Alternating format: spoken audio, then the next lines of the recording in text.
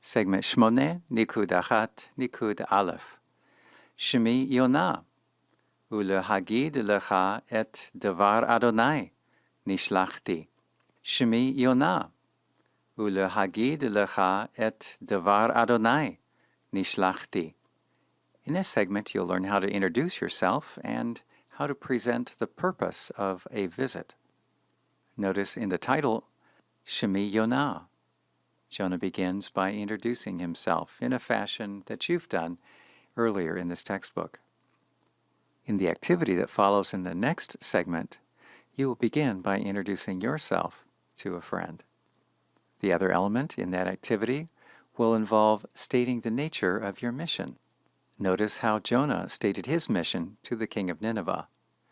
Ulehagid lecha, that portion indicates, and in order to announce to you, and after indicating the nature of his announcement, he closes by affirming, Nishlachti, I have been sent.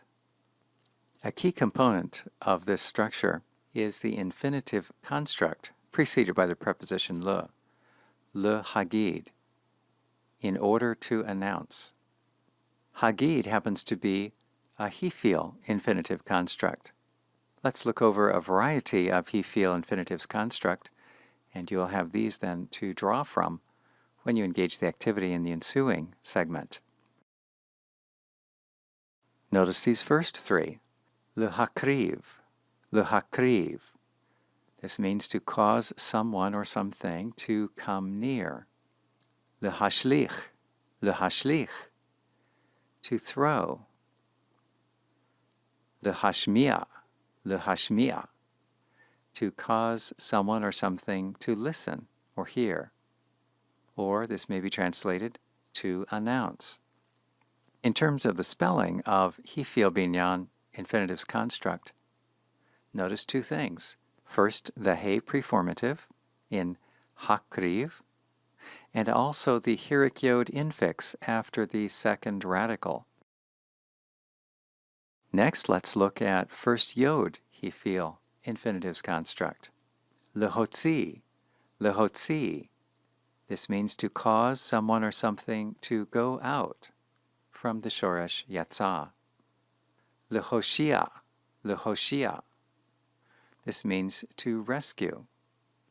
These two verbs exemplify the principle that most first yod verbs will convert that yod into a syllable comprised of he and holam vav, ho, and that is why the shoresh yatsa with the le preposition is pronounced lehotzi, lehotzi. You're encouraged to take a moment to look over the footnote where you will discover that some first yod verbs are genuinely first yod. Others appear as first yod, but when we study their various forms, they turn out to actually be first vav verbs. We see this distinction coming to the surface in the he-feel. And the way this shows up is that a true first yod verb will not convert that first radical yod into the syllable ho, as does yatsa becoming hotzi, but rather a true first yod will retain that first yod even in the he-feel infinitive construct. You see that in the footnote illustrated with the verb yatav, to be good or pleasing. In that case, the first syllable of the he-feel infinitive construct will not be ho, but he, that is, he tsere yod, retaining the first yod. Consequently, we conclude that those verbs appearing as first yod, which convert to a first syllable ho in the he-feel infinitive construct, are in reality fundamentally first vav verbs. Let's consider next verbs that are first nun, such as nagad. In these we'll find that the nun will disappear, leaving behind only a dagesh in the second radical, the middle shoresh letter, as we find with the word lehagid. Here are three then. First, le hagid, to announce or to report. Le hatzil, to snatch someone or something away. It can also mean to deliver. Le hakot, to hit or strike. Keep in mind, each of these are first noon. In each case, the first noon gives way to a dagesh in the second radical. Next, third yod-he verbs. The previous cluster of first noon verbs concluded with a verb that is third yod-he as well, that is, naka. Notice that the infinitive it formed is pronounced lehakot, lehakot.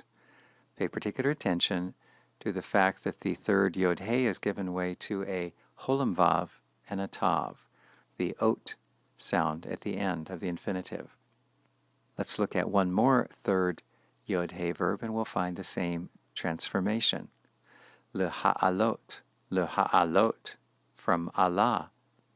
In the Hifil, this means to cause someone or something to go up, or in a technical sense, in the context of an offering, it means to offer up something as a burnt offering. The last group that we'll look at are verbs that are known as hollow verbs.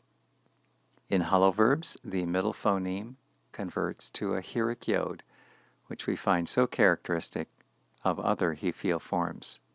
So the verb bo, beit vav aleph, as a Hifil infinitive construct becomes le havi, to bring, or to cause something to come.